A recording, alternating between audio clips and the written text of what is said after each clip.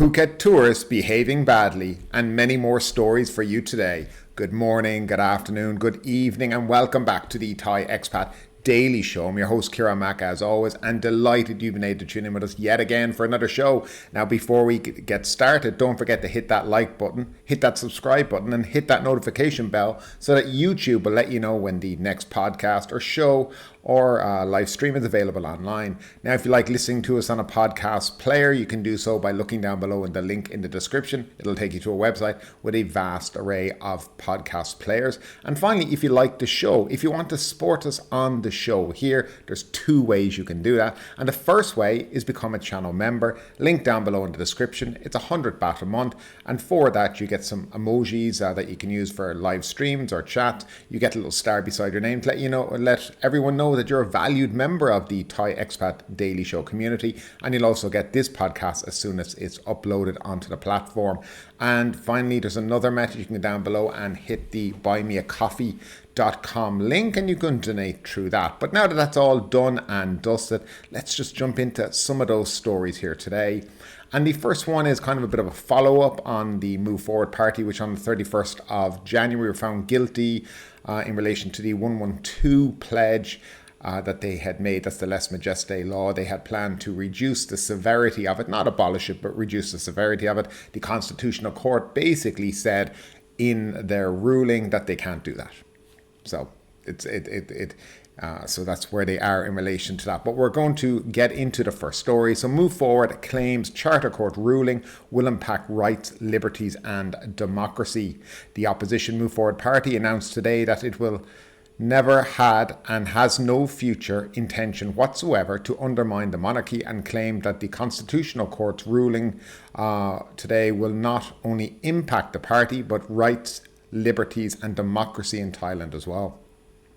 Party leader Chaitawat Tulatan and former party leader Pita Lim Janarat jointly made the statement in response to the court's ruling that the party's campaign to amend the Lèse Majesté law, Criminal Code Article 112, constitutes an attempt to topple the constitutional monarchy and order the party to cease all activities related to the Lèse Majesté law. Now, Chaitawat said that the ruling risks altering the relationship between the Parliament and the Constitutional Court, while causing confusion about what a democratic system with the king as the head of state actually means. He added that the ruling will also deprive Thai society of the opportunity to have the parliamentary system resolve political conflict in the future, especially if it is in any way related to the monarchy, and may also have negative impacts on the revered institution. Citing the court's association of party members with anti-monarchy protests by acting as guarantors for protesters facing the Majesté charges as being part of an attempt to undermine the monarchy, Chaitawat said that the ruling goes against the legal principle that a suspect is presumed innocent until proven guilty.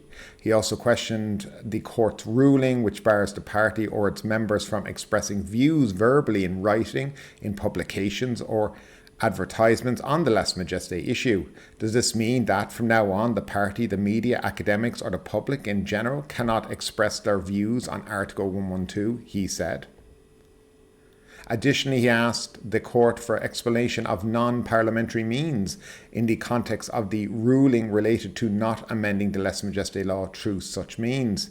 He also asked the court whether parties which declare themselves to be pro-monarchy and accuse their opponents of being disloyal to the monarchy should be deemed as attempting to undermine the monarchy by impacting the institution's ability to remain politically impartial. So that is the ruling. I know two people have already filed petitions with the Constitutional Court and the Election Commission to have the Move Forward Party disbanded. We'll see where that goes. It's not particularly looking well, but if they are disbanded, I would suggest we are going to have some serious political turmoil in this country. I think the majority of people in this country voted for Move Forward Party. They voted based on their platform, on their agenda for the country. And these kind of rulings fly against the face of many people here in the country who voted for certain things. They voted for change, and to basically disband them. And then, of course, the 44 MPs, 44 of those MPs would be barred from political activity for 10 years. I think this is really getting into a dangerous situation here in Thailand that could lead to a severe impact on society, and particularly the tourism industry, which is something that they've been trying to boost. Countries don't normally advise their citizens to head to countries with complete political turmoil, but hopefully it doesn't get that far, but we will see. Now, moving along, something that might not surprise you, but Thailand falls 7th place in the corruption survey. Thailand has fallen 7 places to 108 out of 180 countries in the annual survey on corruption published by Transparency International. The Corruption Perceptions Index 2023, released on Tuesday, ranks countries by their perceived levels of public sector corruption according to experts and business people. Scores are assigned on a scale of 0, most corrupt, to 100, the least corrupt. Denmark, 90 points. Finland, New Zealand, Norway and Singapore were the top 5 in order in the 2023 survey. Thailand's CPI score of 35 out of 100 was down from 36 in the previous survey, but improvements made by other countries lowered Thailand's overall ranking. In the past decade, the best CPI score the country received or achieved was 38 in both 2014 and 2015. The latest results represent a reversal from 2022, when the country climbed 9 places to 101st from 110. Berlin-based Transparency International said the results of the 2023 survey showed that most countries have made little to no progress in tackling public sector corruption. The CPI global average remains unchanged at 43 for the 12th year in a row, and more than 2/3 of countries scoring below 50. This indicates serious corruption problems, it said.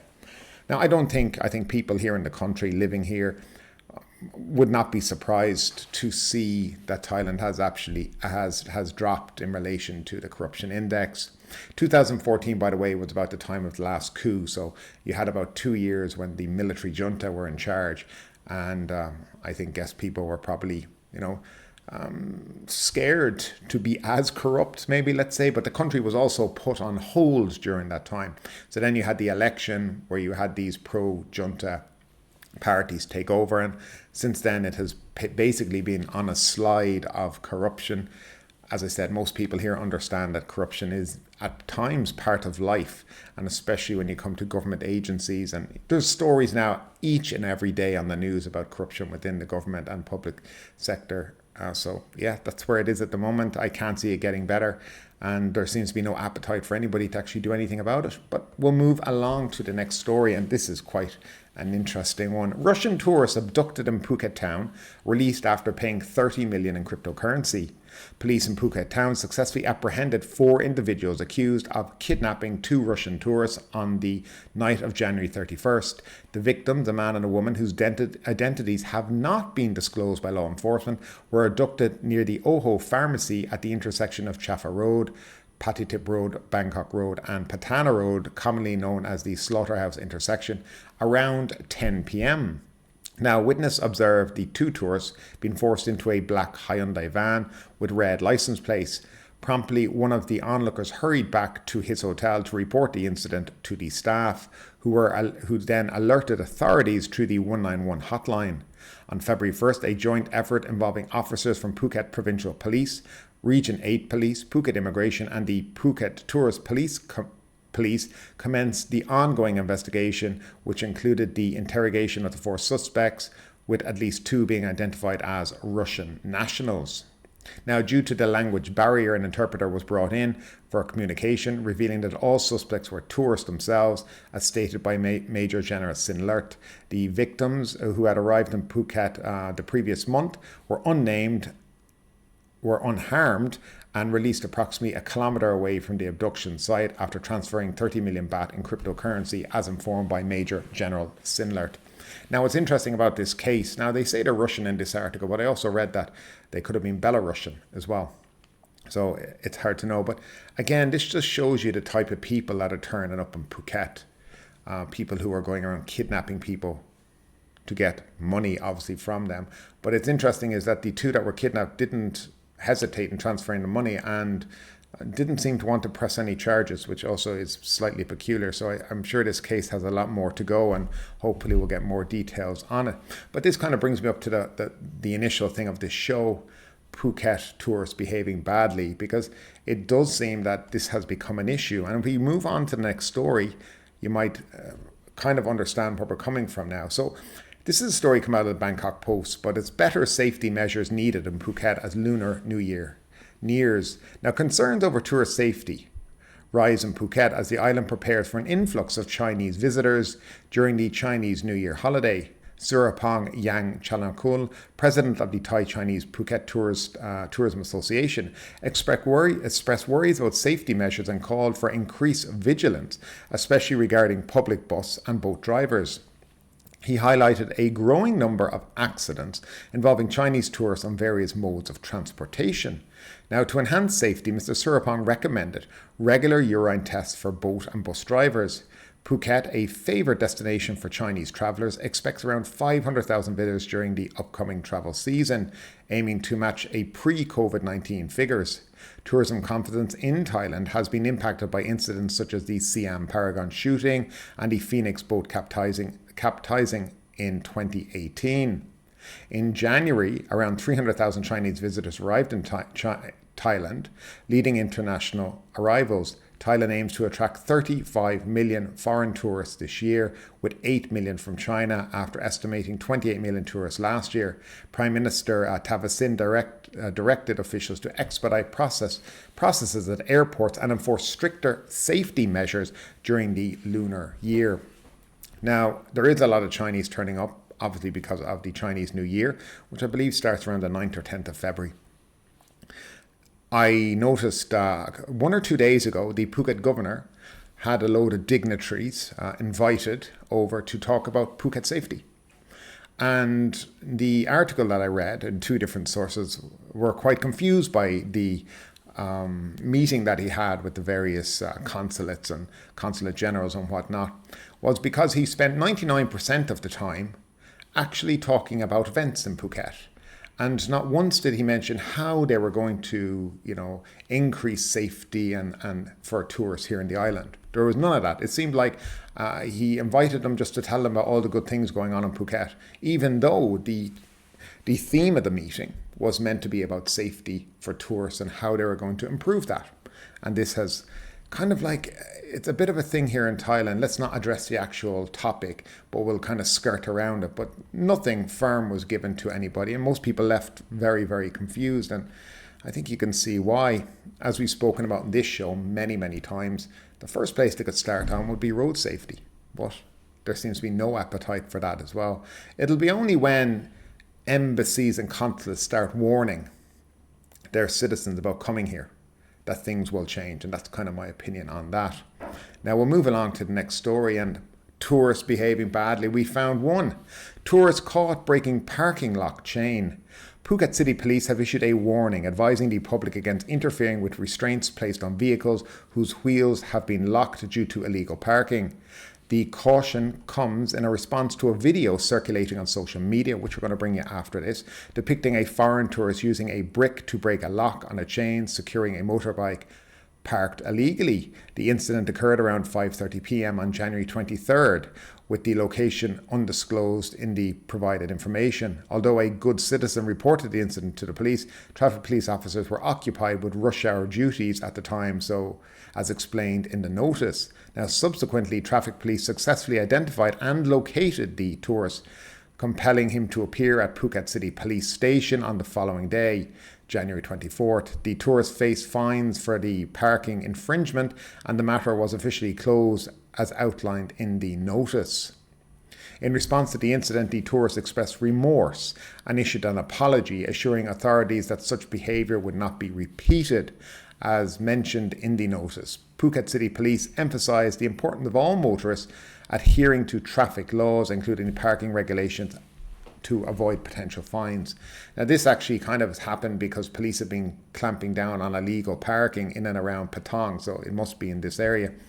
And they've been basically locking bikes, and then you have to go take the notice police station, pay your fine, they'll come back and they'll unlock your bike. But this guy couldn't wait. Move on to the next story, and we have more tourists in Phuket acting the ass. Tourists fined for hanging out of car windows. Now, Karam police have officially confirmed that tourists captured on video hanging out of car windows during their journey have been fined for their unsafe conduct. The incident, documented by a vehicle trailing behind, was shared on social media, prompting swift action from authorities. Karam police disclosed that the tourists were observed hanging out of car windows around 3 p.m. on Tuesday, January 30th. By 5:45 p.m. on the same day, traffic police successfully located tourists and brought them into Karam police station. According to the police report, the individuals were fined in accordance with the law, although specific details regarding the applicable law or the amount of the fines were not provided. The report also maintained the anonymity of the tourists, omitting their names and nationality. In their interactions with authorities, the tourists expressed remorse and acknowledged their wrongdoing, pledging not to repeat such behaviour. They apologised for the incident and sought the opportunity to be responsible tourists, as outlined in the report. Additionally, the tourists committed to promoting responsible tourism by advising their friends and fellow travellers to strictly adhere to traffic rules, emphasised the importance of ensuring safety for themselves and others. The report concluded by highlighting recent efforts by police across Phuket to issue public warnings addressing various instances of improper behaviour by tourists, including warning against unsafe driving and illegal parking. And again, caught on videotape, went to the police, and the police promptly took action.